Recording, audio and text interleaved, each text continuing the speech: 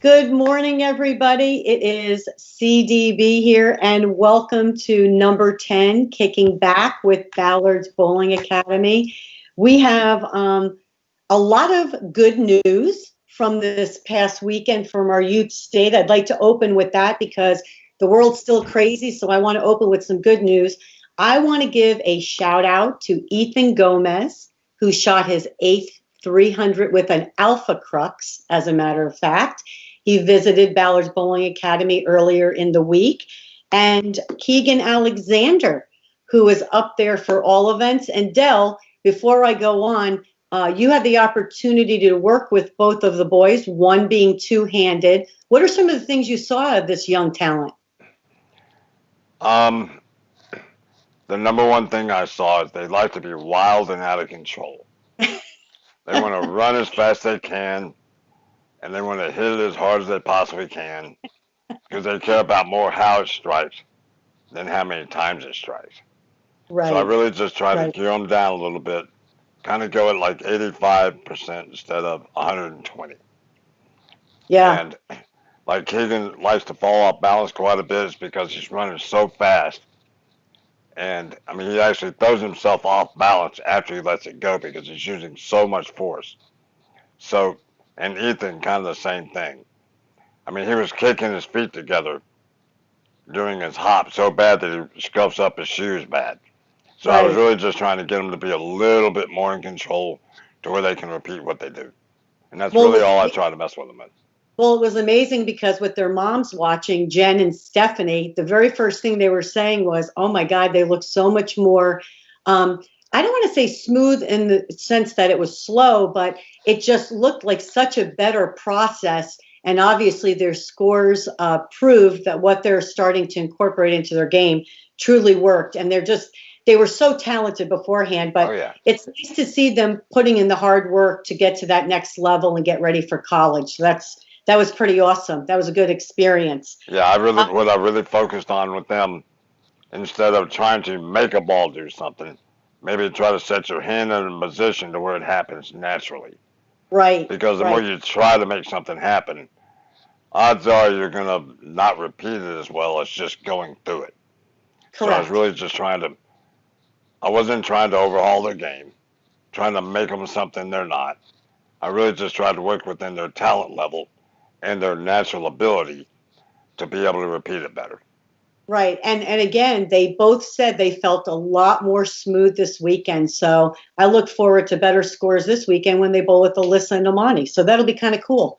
Yeah. I'd like to also give a shout out to our very own Ballard's Bowling Academy youth, Lane Thompson and Caitlin Dahl have signed. They are going to, I'm going to call it West Texas State, although it's West Texas A&M now, up in Canyon, Texas. So very proud of both of those kiddos. I think they're going to be great, and I think they're going to be a fantastic addition to that Buffalo community up there. So I'm proud of them. They worked hard.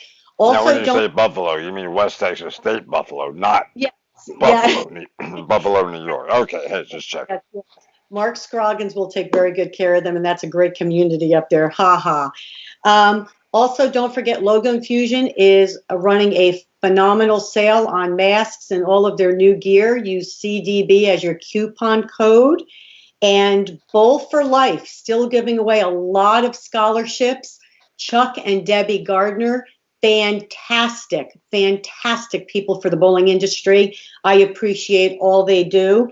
And in the next coming weeks, we on the Ballard Bowling Academy Facebook page, we will start to put up some youth events that we know are going on around the country. We're going to really try to keep up with that to let our youth know what's going on, to give them the opportunity to go abroad and bowl, of course, when things are back to normal. So let's move on to our guest today, Dell. Do you want Uh me to oh. do you want to introduce? No, I'll let you handle it. I have to keep up my reputation as the president of the IHL. I was going to say that, which is why I thought I would possibly give you the opportunity to introduce him, but I guess it's all up to me. All right. I am a big fan of this gentleman. He still looks like he's 19. I'm sorry, Matt, but you do. You got such a young looking face. Matt McNeil has done some amazing things in the bowling industry that not many people can say they have done. And I'm gonna digress here a little bit. I first watched Matt when he was in college, which we'll talk a little bit about. But this guy has won 4 Eagles at the Open Championships, which we will talk about later on. But, you hear the stories, always left-handed. Oh, it's the Open Championships. Okay, anybody who has been to the Open Championships knows it is not an easy feat. And that is something we're going to talk about. Come on in, Matt McNeil. He's here. As soon as you spit out the name Matt, I had to bring him in. How are you, Matt? I'm doing great, CDV. Thanks for the great introduction. You are very welcome. You have earned it. So I think the first thing I want to start with before we get on to more of your accolades, you are a bowling historian. I mean, you know everything, like what ball Dell used in 1983, I think you were born, or 1992, whatever. I mean, you spew out these tidbits of knowledge of history, which is fantastic. So I want you to tell everybody a little bit about how you got involved in bowling, touch a little bit on your college career, and why are you such a bowling enthusiast? The sport of bowling is it's just one of those great things that you'll have for your entire life. I got involved in bowling at basically in the womb. My mother bowled when she was pregnant with me in a company league up in Minneapolis, Minnesota. And after she had me, she'd bring me to the bowling center and to her ladies league that she bowled on, and I was just enamored. I was hooked. A round object going down a wooden lane and knocking over white pins. I was absolutely hooked from a very, very young age. And I remember very vividly, my parents got me this Fisher-Price bowling set. I remember it had 6 plastic pins and a red rubber ball. And I would play with that for hours and hours and hours. And I remember my grandmother would sit at the end of this long hallway at my grandparents' house and set pins. And, it was just, I was just instantly hooked.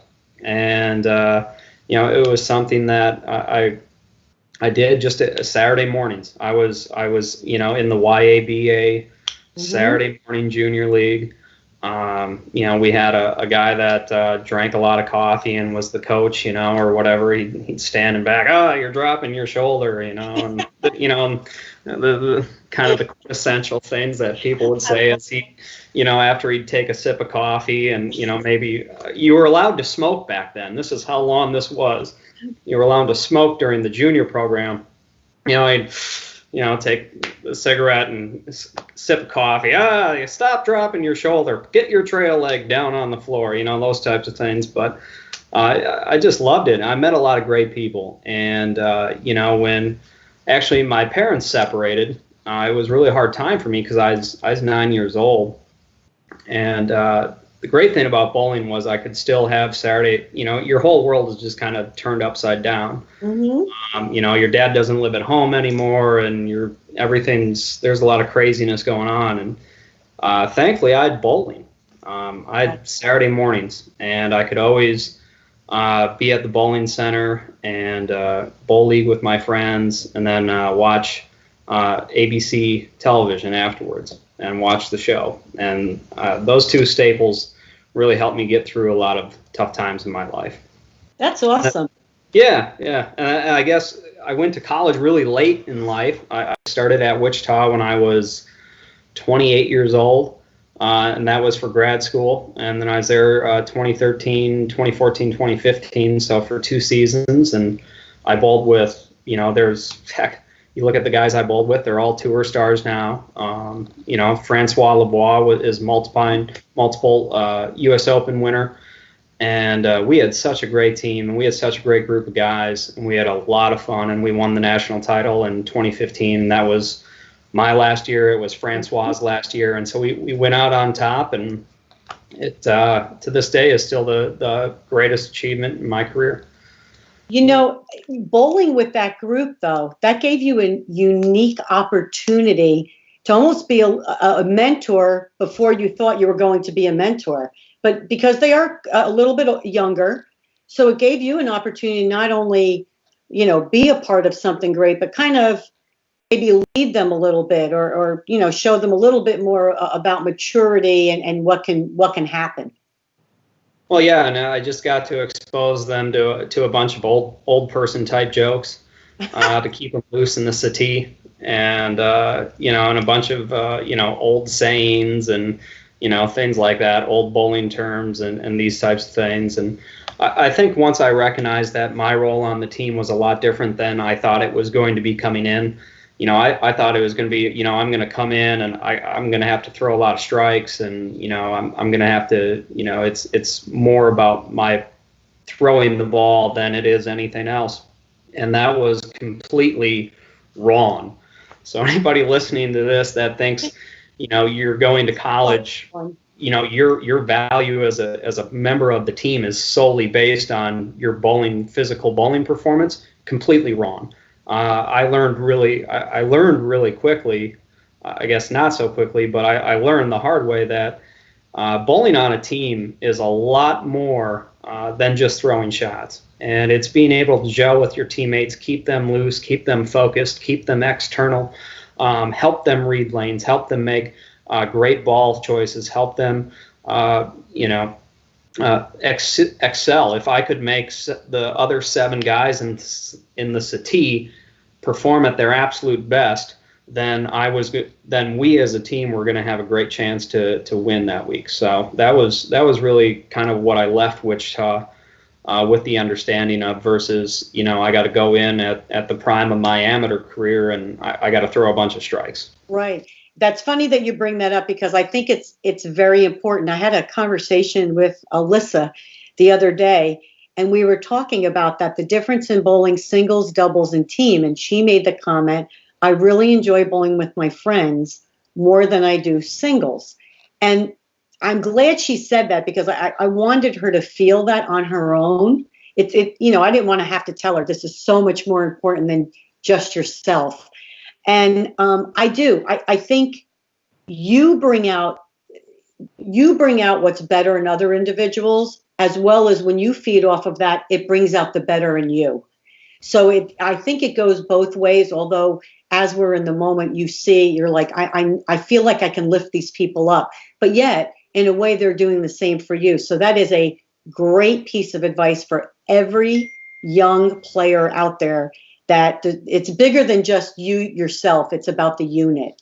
So that's awesome. And I wrote that one down. So thank you for that, Matt.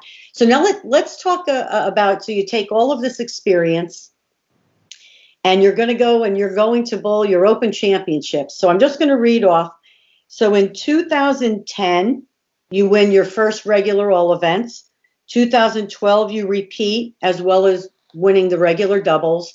And then in 2015, you win your third regular all events title. Now, before you even tell us how that's all possible, one of the things I want to make a note of is I look at the all events title as something special, and I will tell you why. I feel that means you were consistent in all your events. You hopefully excel in your team in doubles, of course, but all events to me was I bowled well in every event. So it means a little something more, I believe. Tell us a little bit about your first win, okay? And then how do you repeat that? The first one was really it was kind of one of those things that came together. There was a lot of external things, and if you want to call it religion, God, the universe, whatever you want to say, somebody was really, or something was looking over me, and the world organized, or the universe organized all these weird things that happened leading up to that record-setting performance. The ball I used was sitting on the back shelf of our pro shop in Eden Prairie, Minnesota. It didn't even have holes in it 4 hours before team event, and it wasn't even supposed to be in Reno, Nevada. It was, despite my knowledge, it was put onto one of our teammates' car and driven out there for me. And after I had argued with Carl Fitek, a former Team USA member, and one of my mentors that raised me up in the pro shop industry, he said, just bring a new ball out there, you never know. And I was throwing it so bad, just physically, just nothing was clicking right. And, you know, Dell can attest to this. If you're a field player, you know, your lows seem to be really low. It's really hard, and you don't have a whole lot of confidence when you're not throwing it good and when things don't feel good.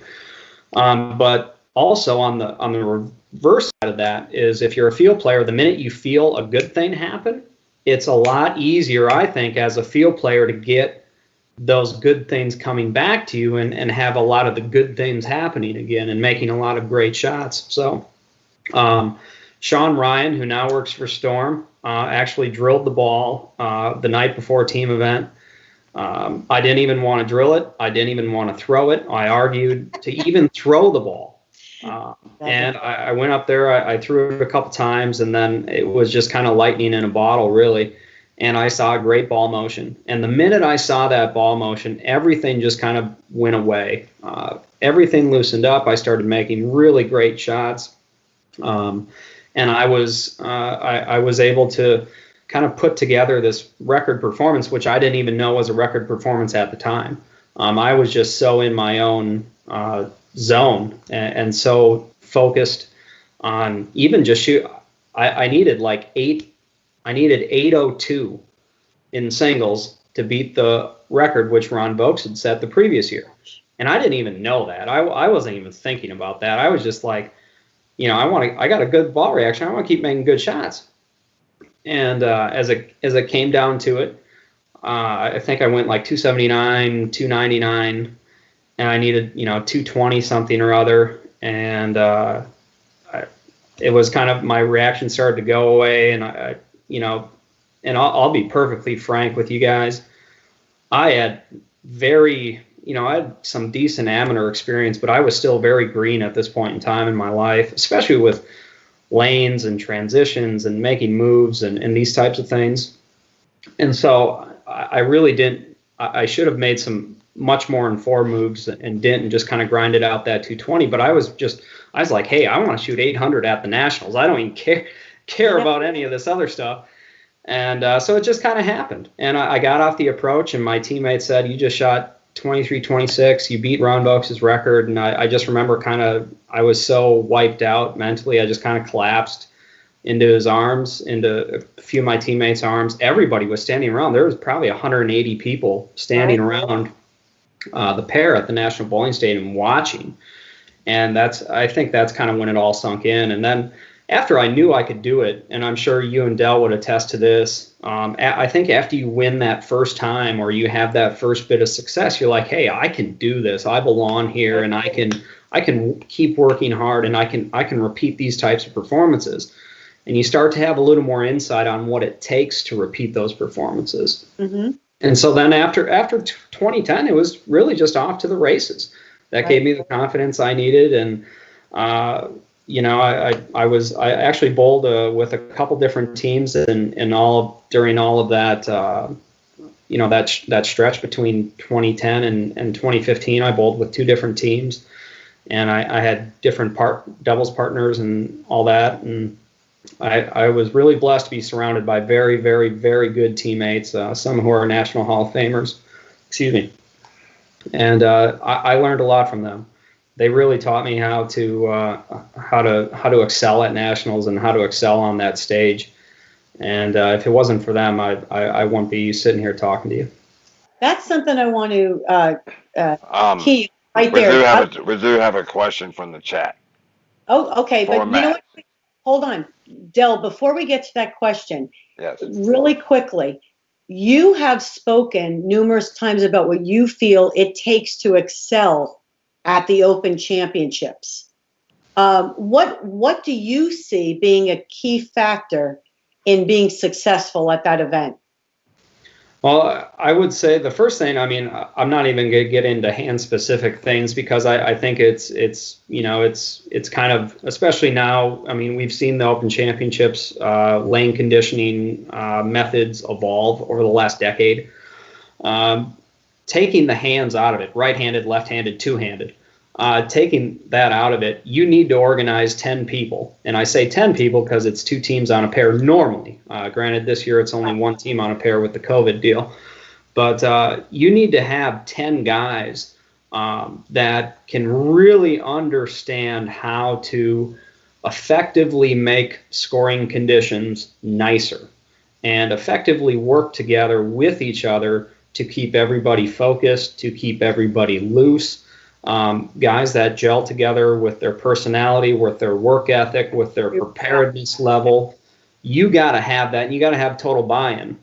You also got to have guys that are in it for the team. We do a team corp on our brackets, so everybody pays in for a share, and then we split the brackets evenly. There's no, one guy's in for $2,000, and then right. Joe gets up in the 10th frame and can beat him, and Bill's sitting there hoping Joe doesn't strike out so he doesn't lose out on bracket money. Right. That's just bad juju on the pair. I don't want that. Right. So I think that's the number one thing, and then B, if you can have, a pretty good collection of spare makers. Open frames are really expensive at the Open Championships, especially with team scores being so low. If you look at what it's taken to win that team event lately, it's anywhere from 32.5 to a low 33, and that's just everybody shooting 650, 680. And that's where those spares are so important. So you got to have a collection of good spare shooters. Maybe one or two guys can have that potential to shoot 720 to 750 if it warrants that. But the biggest thing is really just the 10 people. You got to have 10 people that enjoy bowling with each other, that get along, that can play all different parts of the lane, that can grind, that can make spares, that are positive, that show up prepared, that get it, that it's not all about them and it's not about bracket money, it's about winning an eagle. And if you get that, I think your chances of success out there multiply by a lot. Great advice. All right, Del, come on in with some questions. Okay, Jeremy Witt asked Matt, you're a big historian. Have you ever been to the Hall of Fame in Arlington? And what was the one thing that stuck out the most if you have? Oh, great question. Yeah, I was really lucky to get to be in both to see both Hall of Fame. So I saw the original one in St. Louis. That was really cool. And I've been to the one in Arlington a few times. And I think probably my favorite exhibit is just the Hall of Fame exhibit. That's something I've always wanted to be in ever since I saw it when I was a junior bowler. When what was then called Junior Olympic Gold was in St. Louis in 2003. And I remember looking at all those plaques of the busts and seeing all the great people, the 50s, the 60s, the 70s, the 80s, all those great players that I had idolized and looked up to and watched. I was like, I want to be on that wall one day, and that really what drove me. And so that still today, whether it was in St. Louis or in Arlington, that I think for me that's the coolest part. And I know it's digitized now in Arlington, right? Where you go on the computer and you look it up, but they have that kind of temporary different setup in Reno with all the busts and everything. And even when I worked in Reno in 2013, I was at the stadium every day for work, but I was probably in that Hall of Fame area at least 3-4 days a week, every single week, and probably just take 15 to 20 minutes and just walk through and look at everybody's bust and just read their accomplishments and just fantasize about being on that wall one day. That's pretty awesome. Go ahead. I do have another question. Now, you told me that you are the current 10-year average leader at 232. But I have to ask, if you won in 2010 all the way to 2015, 10, 11, 12, 13, 14, that's 6 years. I would really like to know what your average was for those 6 years. That it was, I think it was 249 or 248 for that stretch. I remember 2010 was a 2300, 2326. 2011 I got third in all events, and I shot 2260, I believe, or 2240. Wow. And then 2012 I shot 2220 something or other, in 2014 I had 2100. 2015 I had 2200. So I mean, those 6 years I killed them pretty good. And then we just, as what happens with open championships and tournaments, things change. Yes. Conditioning methods change, equipment changes, our oils change. So there's a lot of factors, and our technology for lane dressing just seems to get, the great folks at Kegel and the folks at Brunswick, they keep developing all these new oils and all these new technologies and these machines. So, all these people are always changing and innovating. And so that changes the playing environment. And I tell you what. Sorry, I have to laugh. There's a comment by Rick Benoit who's watching. And he says, and a lot of us think that 1900 is good. And he just rattled off 6 straight years of like 2100 and Like above. 2100. I was thinking the same thing. He's 300 over, and we're like, Yes. Normal people don't do that. I mean, they don't do it once, let alone 6 years in a row. I know. Yeah, sorry about the laugh, but that was fun. No problem. And I hope Rick's doing well. I think Rick's in New Mexico right now, and I've gotten to talk with Rick a few times. He's great. Oh, yeah. And he's one of my mentors, I can tell you that. I wish I could have bowled on tour when he was out there. Honestly, I wish that was somebody I wish I could honestly spend a lot more time with. Yeah. I do have something. So we're going to get back to this. I know we are, but we think an hour is a long time or 45 minutes, and it isn't. But I want to touch on a little bit. Again, you've loved bowling your whole life, and talking to you, you're a historian. But before you became the Storm Ball rep, or one of the Storm Ball reps, technical advisor, and you are also really educating a lot of the women, myself for one, with Storm University. You worked at Target. Yeah, at the Target Corporation. You left a full-time position to become, to help out on the tours. Tell us a little bit about what you did at Target and what made you decide to transition back into bowling. So when I got done with grad school at Wichita State, I remember I was on the Brunswick Pro staff. I had a talk with Brian Graham, and Brian is just one of the best guys in the bowling industry I think you'll find. And both of you guys know Brian, and if you know Brian, he's just a no nonsense, good-hearted, smart guy, right, who's been in the industry for a long time. And I remember I had a talk with Brian, and I said, Brian, I'm done with school, and my focus has always been towards criminal justice, which I was at the Eden Prairie Police Department for 10 years. I was a park ranger for 3 years, so that was kind of always something that I like doing, because you got to help people. I'm just a people person. I love helping people, and but at that time, law enforcement was like, I don't think being a cop full time and doing it for another 25 years is for me. I just didn't feel that was the right thing. So I talked to Brian Graham. He said, you know what, the bowling industry is really tough. He said, if something is kind of available at Brunswick, we'll let you know. But, for right now, just keep bowling. We'll keep supporting you on the lanes, and, go out and, try to find a career. And I kind of scratched my head, and I was living down in Wichita, and a good friend of mine who I'd known for years through the police department had recently transitioned out of law enforcement to the Target Corporation in their corporate security department. Oh, okay. And so he's like, "Hey, we are hiring. It starts out at X. The benefits are great. It's a really great place to work." And I'm like, hey, yeah, that sounds good. So I drove up. interviewed. I was hired. I did internal corporate security operations for about a year and a half. I was promoted into global crisis management, and so I was there in global crisis management for about a year and a half, and then I promoted again back to corporate security and internal operations, where I was then leading the corporate security team. So we were basically running all the day-to-day operations at the corporate security at the corporate campus, I should say. And it was just an absolute great place to work, great people to work with. Everything was really good. And, you kind of had that steady Eddie thing. Right. You weren't too worried when you bowled. If you'd take time off to work to go bowl, and you'd be a weekend warrior, which I'd been basically since I was a junior bowler.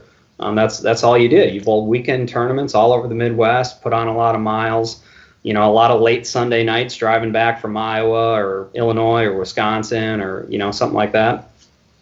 And I remember I saw Gary Hulsenberg's post about the SYC, and he just said, I remember he said how much he just absolutely loved his job and how lucky he was. And I'd seen Gary at a few tournaments, and we'd always gotten along, and I was just like, God, I'd love to say that. And it's not that I didn't hate my job. Right. I didn't. I enjoyed what I did, and I had a great place to work and a great career. And I said, but I don't feel that way about my job. Right. And I'd love to, because bowling's always been, one of my passions. So I called Gary. And this was just out of the blue. I remember I called him. It was like, I think in May, and we had a great talk, and we kept following up on our discussions. And lo and behold, 6-7 months later, I had a job offer from Storm, and it didn't take me long to think about it. It was pretty quick decision to come work for Bill and Barb, and the company is just, I remember in my interview, I flew to Utah for my interview, and I still had my 1997 Storm Chasers member card. Oh, I believe that. Which gave me 10% off all accessories. So I walked in, and it's me and Dave Sims and Gary, and I showed them the card, and I said, now I'm still holding you guys to this. There's a couple accessories I'd like to get, and I hope I can still get 10% off. So I think that's great. So yeah, I've always admired Storm and Bill and Barb and Dave and Corbett Austin and Hank and Steve Klemkin, and you just look at the pillars of that company and the great players they are and how much they love the sport of bowling and how innovative and the leaders in the industry that they are. So for that, long story short, it was an easy decision. I think that's fantastic. Del, I have a question for you. Okay, I have one for Matt afterwards. Go ahead. Okay. And I'm going to pose the question to you first, and then I would like Matt to follow up with his answer. Del, you've been around bowling your whole life, started out on tour at the age of 17 or 18. Your roommates on tour have said, even when you bowled, you were busy helping your friends be better. Always. Okay. What is your favorite part of being a ball rep, a technical advisor? What is your favorite part? To me, I guess the best part that I enjoy, the best part of it, is I feel like I kind of have the ability of seeing what's going through a player's head when they're walking off the approach and why they're confused about a certain thing. So I try to attack the player, attack that better, for a better term, little lack of confidence in a certain area. Something's not going right. So I try to use that angle to help them get over the hump. Right. And I always thought and always believed when I was on tour, if I can't win, I want my best friends to win. Right. And you've said that many times. I want them to enjoy what I've enjoyed. Because Right. I think, and I said this, one of my biggest mottos, the best drug in the world is winning. Right. There's no better drug than winning. Right. And nobody can convince me otherwise. And I want my friends to enjoy what I've had the pleasure of enjoying throughout my life. That's excellent. Lonnie Wallachek asked me that same question a long time ago when I just started tour repping. I was traveling with Jimmy Davis and Lonnie Wallachek in the old Big Blue, the Big Blue van. And he said, "Why do you do this?"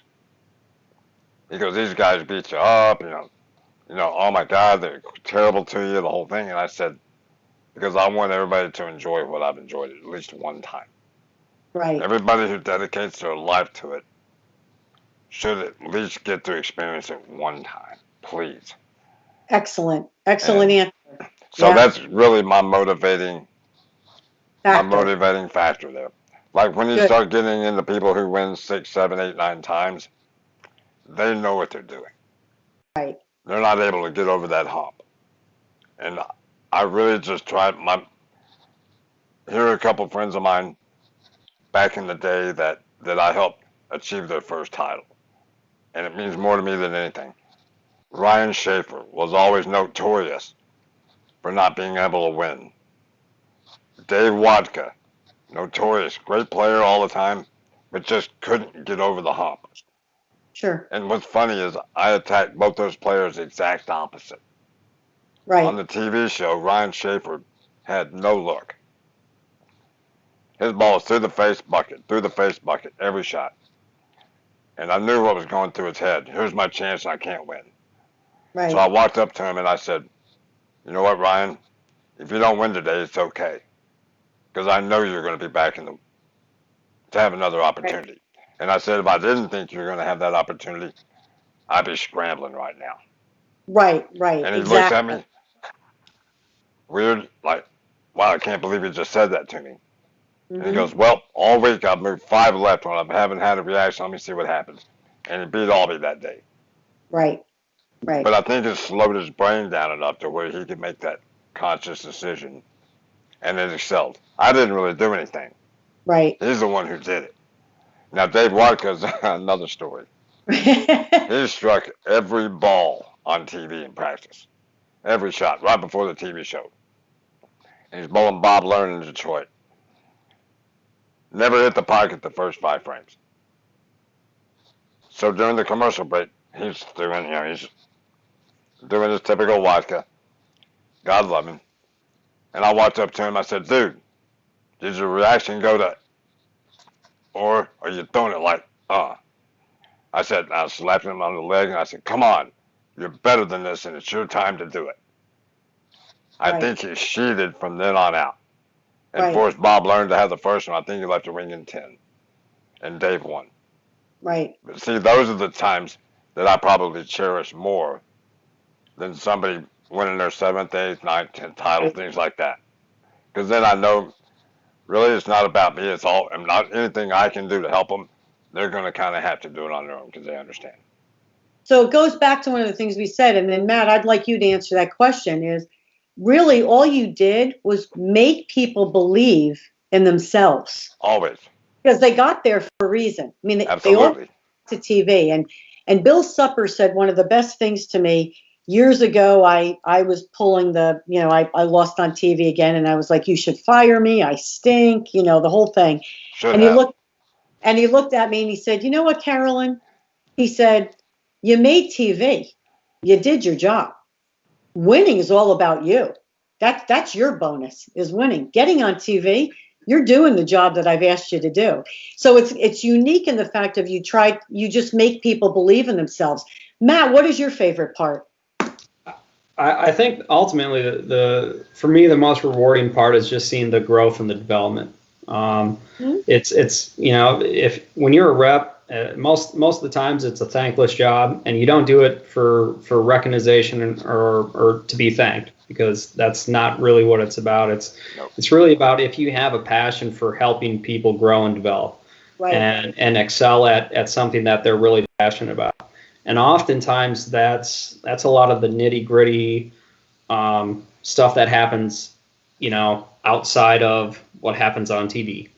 Right. That's improving their mental capabilities, improving their bowling IQ, improving their the way they manage their arsenal, the way they manage themselves during competition, the way they manage their practice sessions, helping them get into better physical condition, helping them be more prepared, helping them understand, transitions and moves and making really great decisions. And I ultimately feel the sport of bowling so much more today than ever is about making lots of great decisions. Right. Lead tournament, make a lot of really good decisions. Now, some of them, and all three of us know as experienced players, some of those decisions are sometimes you get lucky and you make, you take a guess and you make it, but it's an educated guess still. So that's really just being a part of that process, and then seeing the growth and development, not only on the lanes, but off the lanes, helping people be better people. And helping them out any way you can, because oftentimes if me or Dell are working with a player, that means probably things aren't going the greatest, because if a player's leading by 150, there's no need for me or Dell to be interacting with that person.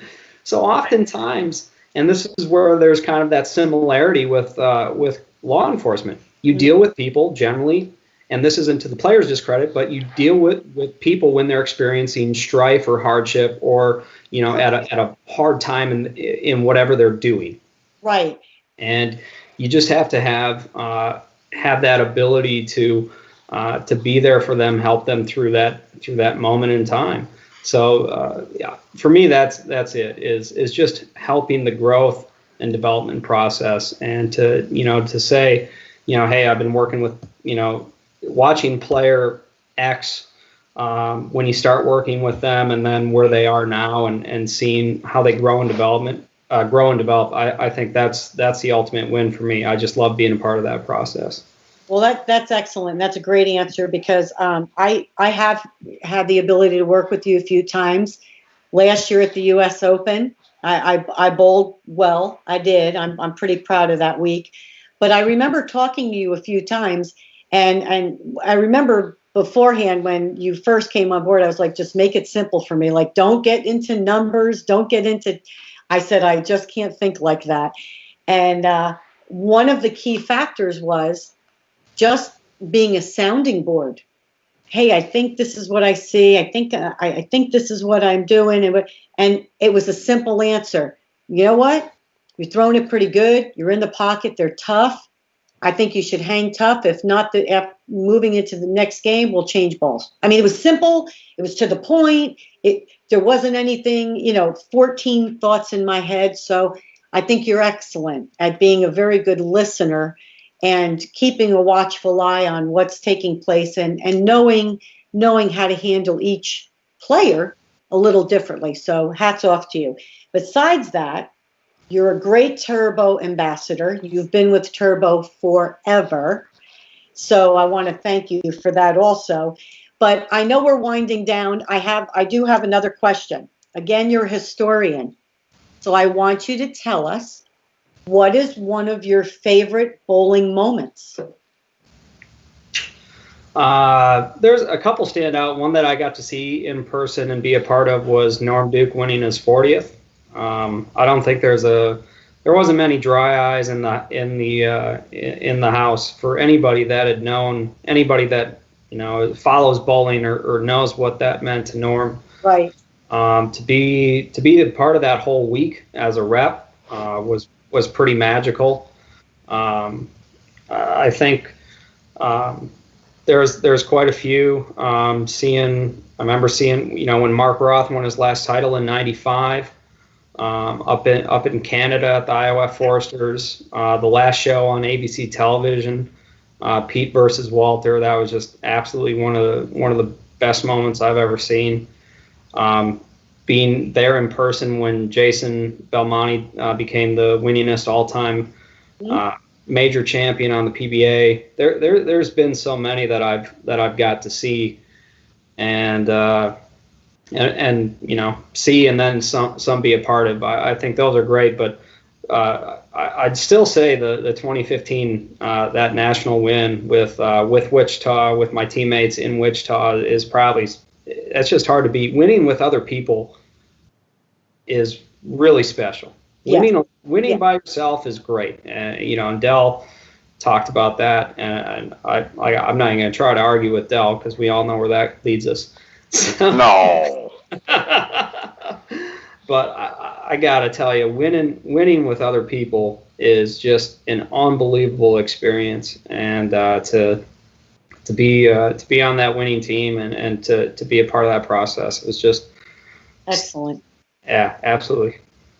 It's inspiring because you're young, you have a lot of bowling knowledge, as well as the history. So I hope you feel free to share that with the younger generation, because I think that is one of the things we fail to do at times is we get so caught up in now and what's going on, and especially with everything we've been through with the pandemic, we're trying to move forward and getting things going.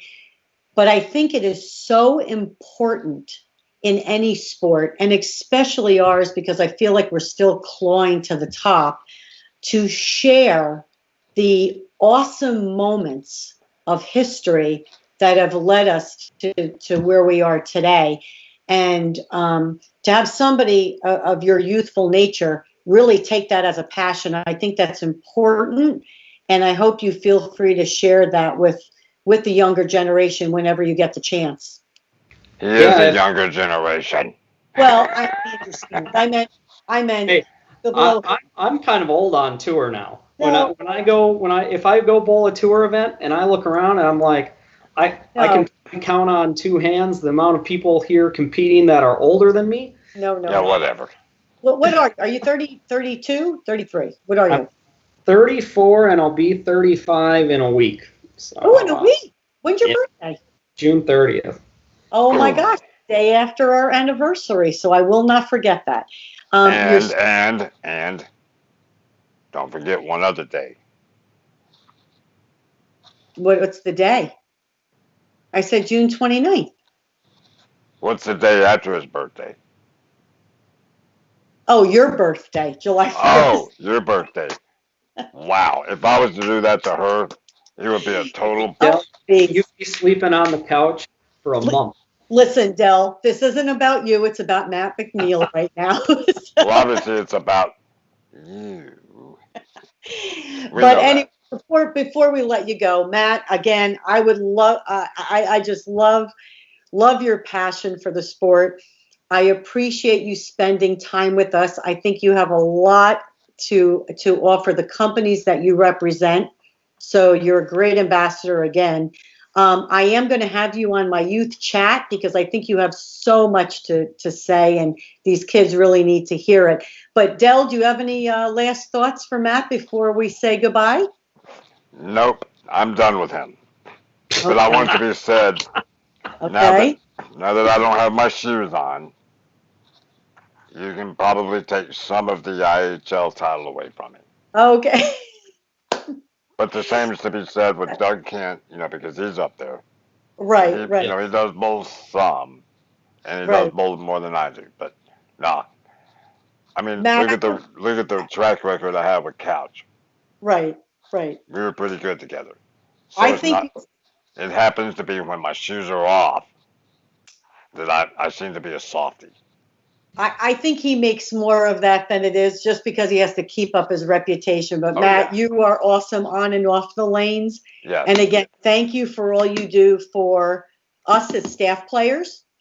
And I think you're a great asset to the team. And I look forward to seeing you here, hopefully, in a couple of weeks, possibly, depending on what's going on, right? Who can make it, who can't at the Lucy.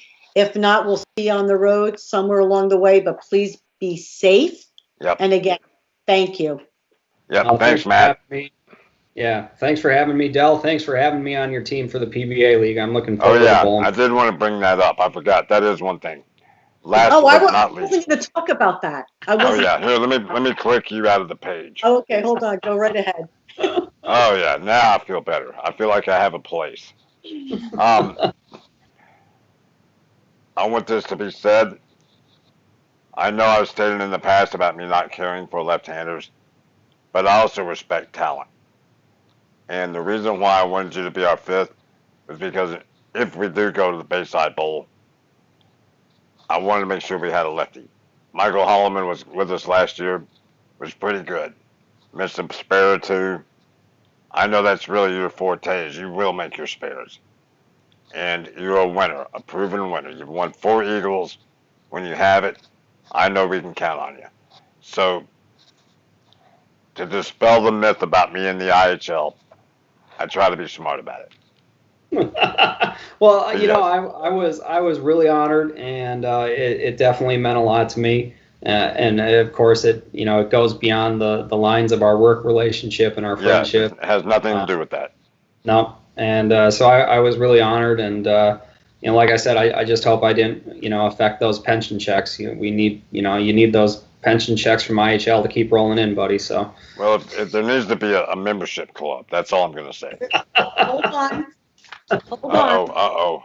No, don't bring me in yet. Don't bring me in yet. Okay, good. All right, we Yes, got to wrap this up. I don't want to keep Matt from the nice Florida. A minute. Just give me a minute. Okay, you can bring me back in now. You can bring me back in now. All right, you're gone. All right, see, that's why I like being in control, because I can just take her in and just wipe her out. I'm good by that. You don't like my sign? What sign? It's not up anymore. It's right here. It's No, right it's here. not. Don't worry about it. I took you out. All right, Matt, I'm going to do the closing comments. All right. I want to thank you very much for joining our show today. Very insightful. I wanted us to give a little backdrop on where Matt McNeil comes from. I know you were affected by the riots and issues that were going on in Minneapolis because that was, 2 or 3 blocks from your house? And I know are you still down in Florida? Yep, still down here right now. So you haven't gone home to see where everything's at yet? No, not yet. We've had just some friends. Our building's still there, so that's Okay, good. Good. Things are still standing, so that's good. It's just Good. been there's a lot of crime. There's been a lot of shootings and a lot of stuff that's just out of the norm for the city going on. So it's going to take a while. Time heals all wounds, but it's going to take out. Everything won't go back to normal because we're going to make rules and everything's going to change in that way for the better. Yep. But I just want you to be safe and take care and enjoy your time down in Florida. Obviously, it has an effect on your hair. Obviously the humidity compared to Minnesota. But anyway, I don't have that problem. No, you don't. No. So anyway, thank you for joining us, and don't forget to go to ballardbowlingacademy.com. We're running through the end of the month 20% off of all storm balls.